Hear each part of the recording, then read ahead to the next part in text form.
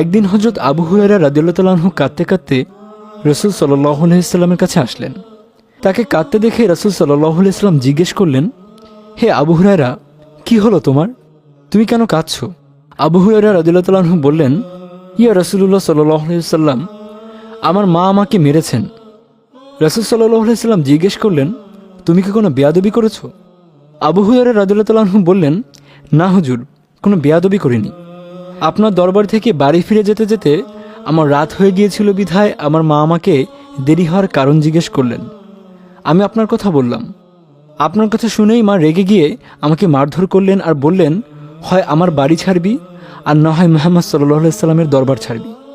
তখন রাসূল সাল্লাল্লাহু আলাইহি সাল্লাম বললেন, তোমার মা তোমাকে মেরে বাড়ি থেকে বের করে দিয়েছেন আর এজন্য আমার কাছে নালিশ করতে এসেছো? আমার তো এখানে কিছুই করার নেই। আবু হুরায়রা রাদিয়াল্লাহু তাআলা আনহু বললেন, হে রাসূল সাল্লাল্লাহু আলাইহি ওয়াসাল্লাম, আমি আমার মায়ের জন্য কোনো নালিশ নিয়ে আপনার কাছে আসিনি। রাসূল সাল্লাল্লাহু আলাইহি ওয়াসাল্লাম বললেন, তাহলে কেন এসেছো? আবু হুরায়রা রাদিয়াল্লাহু তাআলা আনহু বললেন, আমি জানি আপনি আল্লাহর নবী। আপনি যদি হাত উঠিয়ে আমার মায়ের হেদায়েতের জন্য দোয়া করেন তাহলে নিশ্চয়ই আল্লাহ আমার মাকে হেদায়েত দান করবেন। রাসূল সাল্লাল্লাহু আলাইহি ওয়াসাল্লাম তখন হাত উঠিয়ে আল্লাহর দরবারে দোয়া করলেন, হে আল্লাহ, আপনি আবু হুরায়রার মাকে হেদায়েত দান করুন। রাসূল সাল্লাল্লাহু আলাইহি ওয়াসাল্লামের এমন দোয়া শুনে সাথে সাথেই আবু হুরায়রা রাদিয়াল্লাহু তাআলা আনহু বাড়ির দিকে দৌড় শুরু করলেন।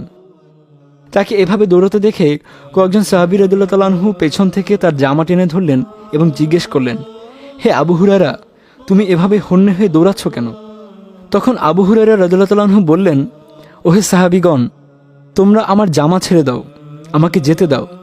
আমি দেখতে চাই আমি নাকি আল্লাহর রসুলের দোয়া কে আগে বাড়িতে পৌঁছাতে পারে। একথা বলেই আবু হুরায়রা রাদিয়াল্লাহু তাআলা আনহু আবার দৌড়াতে শুরু করলেন। বাড়ি পৌঁছে হযরত আবু হুরায়রা রাদিয়াল্লাহু তাআলা আনহু দরজায় করাঘাত করতে লাগলেন। ভেতর থেকে তার মা যখন দরজা খুললেন তখন আবু হুরায়রা রাদিয়াল্লাহু তাআলা আনহু দেখলেন তার মার সাদা চুল বেয়ে বেয়ে পানি ঝরছে। আবু হুরায়রা রাদিয়াল্লাহু তাআলা আনহু তার মায়ের কাছে চুল বেয়ে পানি ঝরার কারণ জানতে চাইলেন।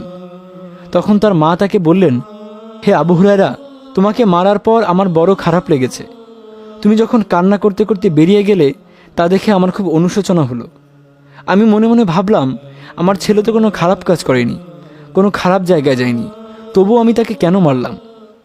এরপর আবু হুরায়রা রাদিয়াল্লাহু তাআলা আনহু এর মা তাকে বললেন, আমি গোসল করেছি, আমাকে তাড়াতাড়ি রাসূল সাল্লাল্লাহু আলাইহি ওয়াসাল্লামের দরবারে নিয়ে চলো, আমিও তোমার মতো ইসলাম গ্রহণ করব। আবু হুরায়রা রাদিয়াল্লাহু তাআলা আনহু এর ভেতরটা তখন খুশিতে ভরে উঠল।